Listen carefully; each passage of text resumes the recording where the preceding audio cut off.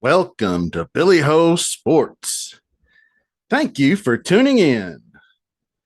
Please remember to subscribe to the channel and don't forget to like and comment on the videos. I hope you enjoy the show. Now, let's go.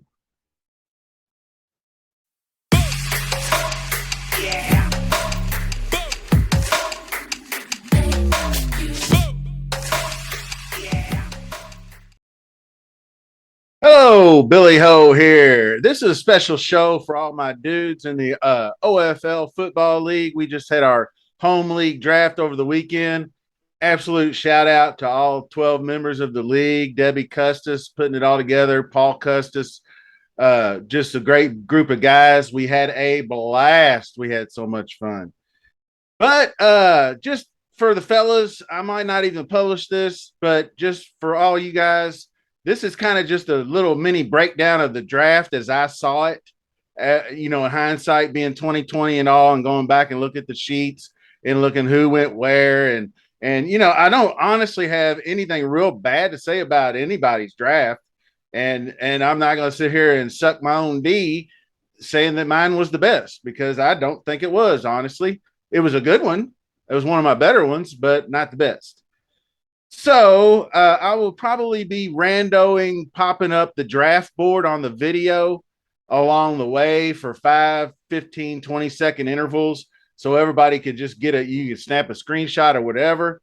But other than that, I'm just going to be talking. So, all right, we're going to start with, I'm going to go round by round through about the first half a dozen or 8 to 10 rounds. I'm not going through all 16.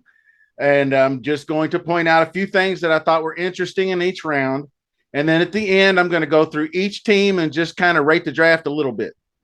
So, and you know me, I might be 4-time league champ, but I ain't sniffed it since 2015. So I'm no expert, but it's just for fun, right?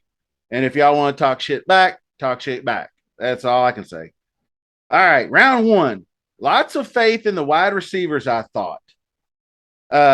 I thought really good spots were Najee Harris, shake and bake at the 10th pick. And then Freeze Freaks had 2 excellent picks. At 12, he got Dalvin Cook. And then he came right back with CeeDee Lamb. I thought that was a pretty solid first round all the way around. And I'm sorry, Jake the Snake, buddy. Glad to have you aboard, but your rookie year was going to be less than memorable probably, but it's growing pains and learning experience, and you got to go through it one time around. You'll be 95% better next year, I guarantee it. So round 2, I thought very solid across the board. I wasn't as high on Deebo Samuel as most people were. Shake and bake, I believe, got them. And not as big on Chubb either. But Jake had a good bounce back pick with James Conner. I give him props on that. Okay, on to round number 3. Round number 3 saw 3 tight ends fly off the board. I led it off with Kelsey. I thought in that spot, first pick in round 3, I thought Kelsey was kind of a no-brainer there. You might as well pull the trigger on a guy who's technically a number 1 wide receiver. And things have changed in Kansas City, and I fully admit that. And he is a year older. He's 32, but the dude just seems to get it done with 1,000 yards and 9 touchdowns and 90 balls. He's a number 1 wide receiver at a tight end's position. You might as well lock it up, right? So, and that's what the thought was with Paul, Red and Black, and Mark Andrews with Pete's Double Troubles. Paul took Pitts. Pete took Mark Andrews. I thought those were both perfectly fine picks and perfectly the right time to pull the trigger on the 2 probably next elite tight ends. Now, the first quarterback comes off the board in Patrick Mahomes, Jay Baller. I like Patrick Mahomes. I actually completely changed my mind about him. I think I would have went at Josh Allen first, but nothing wrong with Mahomes. He's still going to be firing that ball all over the place. He's still probably going to get a few rushing touchdowns. He'll be solid. So pretty good. And then, of course, actually getting Josh Allen at the end of that round, Freeze Freaks, very nicely done there. So Pitts and Andrews go, both values. Rookie Jake, sorry, buddy, but you went too early on DeAndre Hopkins. I don't know if you were aware of the 6-game suspension because of the PEDs, but he will be missing the first 6 games of the season.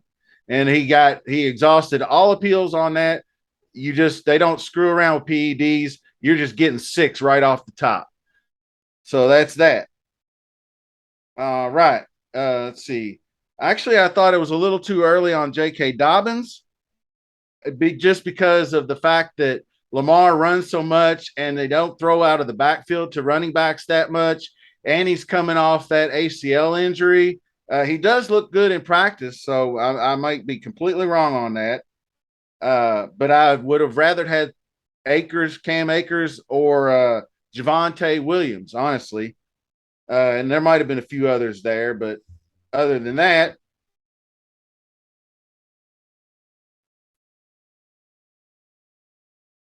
all righty then. Round 4. That's a big run on some good wide receivers. Actually, the first 5 out of 6 picks were all good values. Freaks, free balling, shake and bake, Bill Billies. And Jake, sorry, brother, you went too soon on Julio Jones. I mean, he might, being in Tampa Bay with Tom Brady, if Godwin comes along slow, he might be, he might be the guy.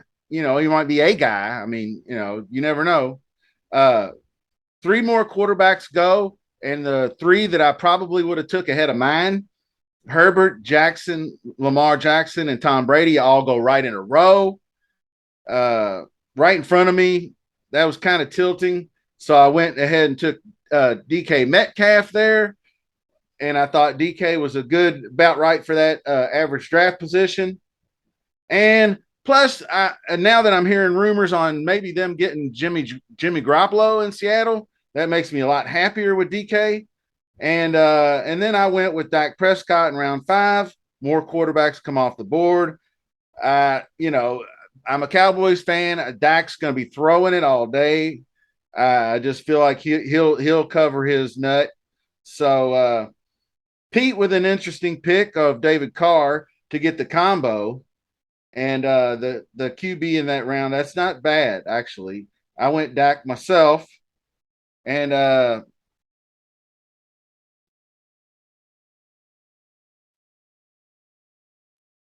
also in that same round, Matt Stafford and Kyler Murray, both good picks, I think. Real good picks. And let's see, who's next? Oh, just had a real quick, my bad on, and unfortunate for Red and Black Attack, his one of his fifth round pick, Deontay Johnson, had a shoulder injury in a preseason game. I don't think it's going to be too bad, but it might be the AC joint. He was stretching out for a pass and kind of reached out and landed awkward on the shoulder. So maybe just a mild sprain. So he might be just fine, but hopefully he's not too injured. So on to round 7, 6, 7. I'm just going to kind of polish it off here. 6, 7 and on. I'm just kind of winging it. Old Billy Ho usually rehearses better than this, but we got it. I thought Free's pick of Monty was a good pick, but he's just on such a horrible team. That sucks. But I thought pretty good value at the first pick of the 6th round was my Cordell Patterson. I just feel like Patterson's going to get a lot of receiving work with Mariota in the backfield. Their offensive line's not all that great, so he's going to be having to scramble around and dump off more. And he's still going to get 8 to 12 carries. He'll probably split time with that Allgeier cat that they drafted in the 5th round. But I like him as a good, safe floor. He may not even start. Also, I thought Mike Thomas was a pretty good risk. He's still an unknown, but it was a good round to take him. I believe that was Duncan's Dogs. And so that he could, if he returns to some form, him and Jameis could be fine together. So that might be a nice grab. I hate to shout out myself again, but seventh round, Brandon Cooks actually was ranked higher than DK Metcalf. So I got him in the seventh round, which was a good value for him because he's been going in the fourth, late fourth round, early fifth. Red and black got great value with Antonio Gibson.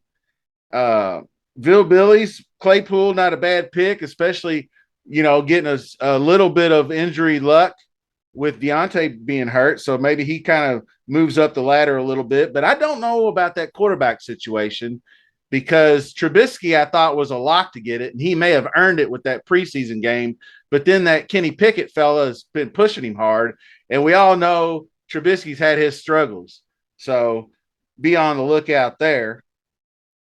And I'm just going to run off a few picks before I get into individual teams. So we got Hunter Renfrow, good pick. Mooney, good pick. Kirk, good pick. Kadarius Toney, Chris Olave, Michael Carter. I believe Russ got him way late. Michael Carter was a pass catching fool out of the backfield, and we don't know if this Breece Hall is going to be like the end all be all. He's a rookie, so even if they split time, Carter or injury bug hits or whatever, you never know. And Billy's great pick with Ayuk way late. Brandon Ayuk, I was eyeballing him. That was a really good pick. And I thought in round 10, that was an absolute steal.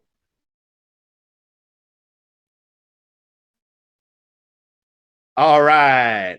That's kind of how the draft as I saw it. And I'm just going to run this down real quick on what I thought of each individual team. I'm going to skip myself. Number one, I'll hit me last. So Royal Rams, I thought really great early picks, excellent starting lineup. The depth may be an issue if you start getting any injuries, but overall, you got a great starting lineup. So if you stay healthy, you're in good shape. Duncan's Dogs, as much as I hate to say it, he got some really strong running backs. And of course, Lamar at QB is always a safe bet. He always has a good floor and he can always hit that ceiling, especially if he gets that 100 yards. And he's got average wide receivers, I think. I do like Cortland Sutton, but if he's your number one guy, then then you got Bateman, who's supposedly going to be good this year with Lamar. We don't know for sure. And then that unknown of Mike Thomas. Now, if Thomas hits, you're in good shape, Duncan. Your tight end's pretty weak, as you already know, because you kept trying to slip freaking trades to me during the draft or after the draft. Like, what's your tight end look like, brother? I ain't trying to buy that, Albert O. You got Albert O and Cortland Sutton on the same squad, which is not very good, not optimal.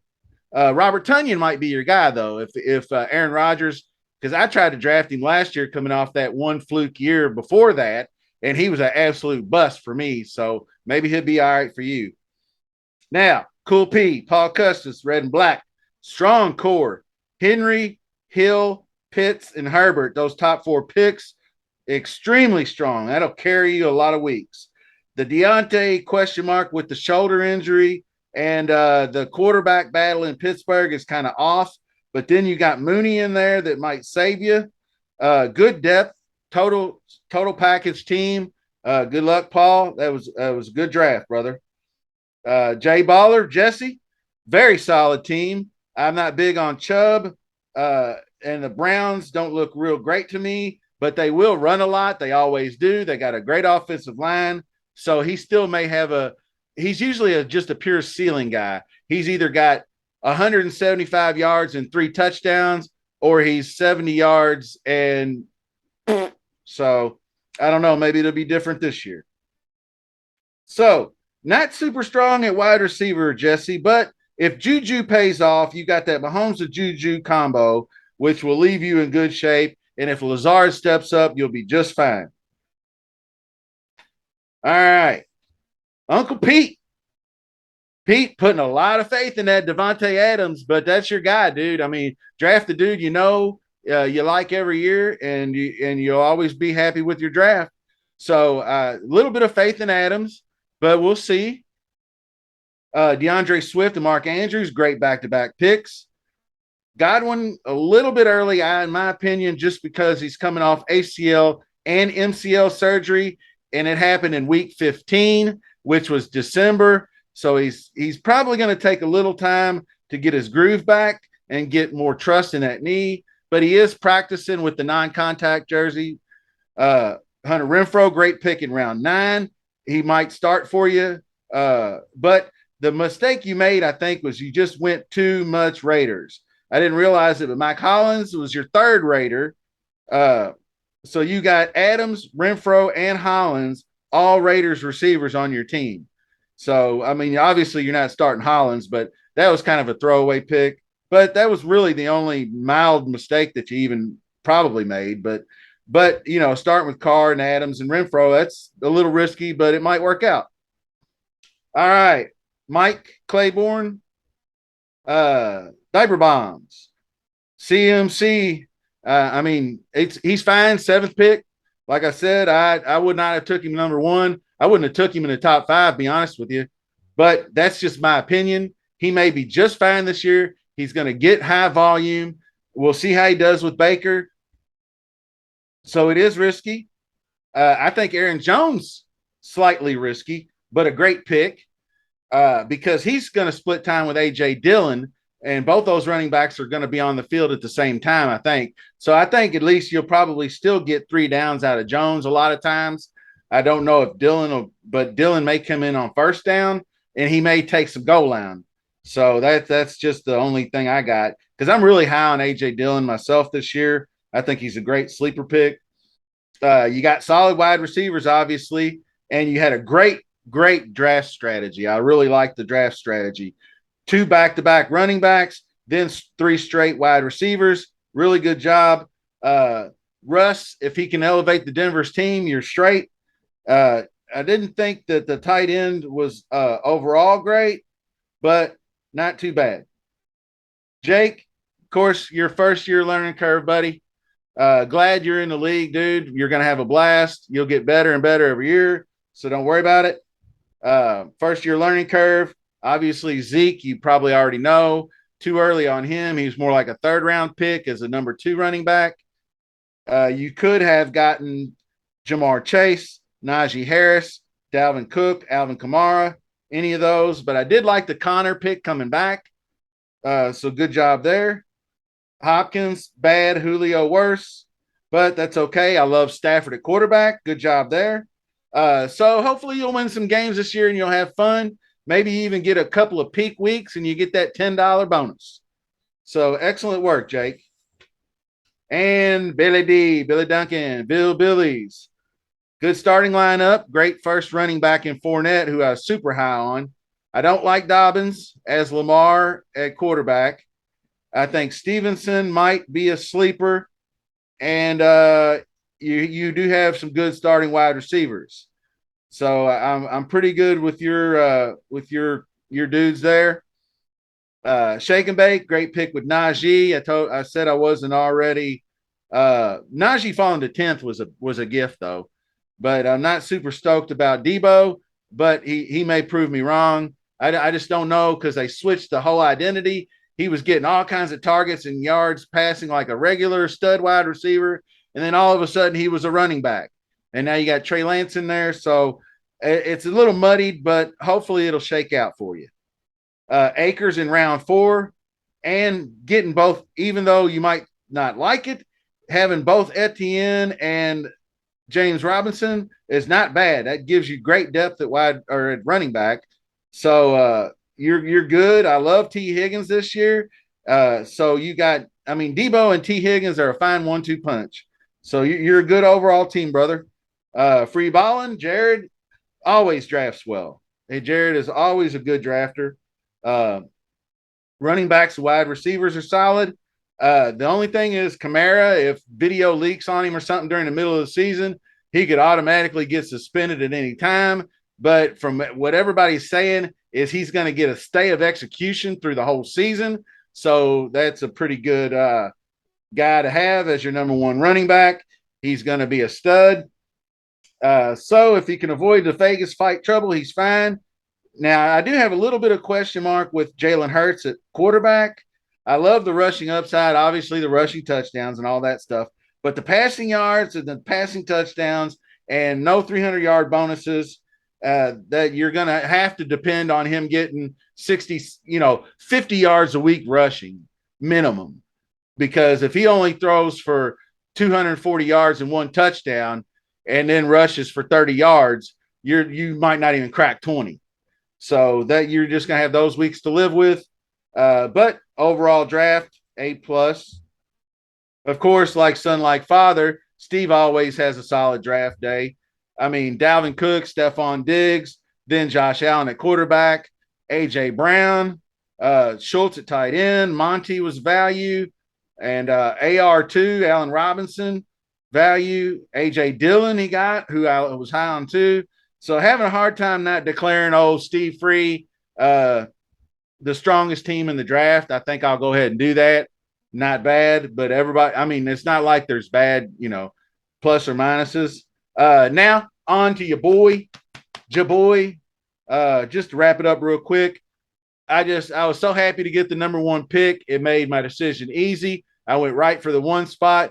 Jonathan Taylor was the biggest no-brainer, I think, in the draft. He was my clear-cut number one all the way. He's so efficient. He doesn't need 25 like CMC 25 30 touches, but Taylor can do it in 15 to 20 because he's got breakaway speed. He gets to the corner. He's got a nose for the end zone. As long as he gets a few targets from Matt Ryan this year, who I think Matt Ryan's an upgrade. I love it.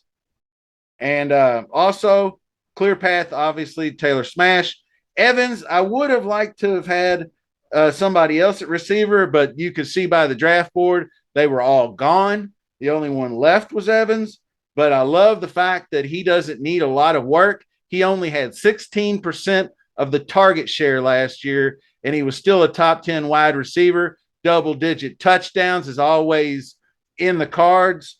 He might only have 70 to 80 receptions, but he generally takes advantage of those receptions. If he does get an uptick, I'll be even happier.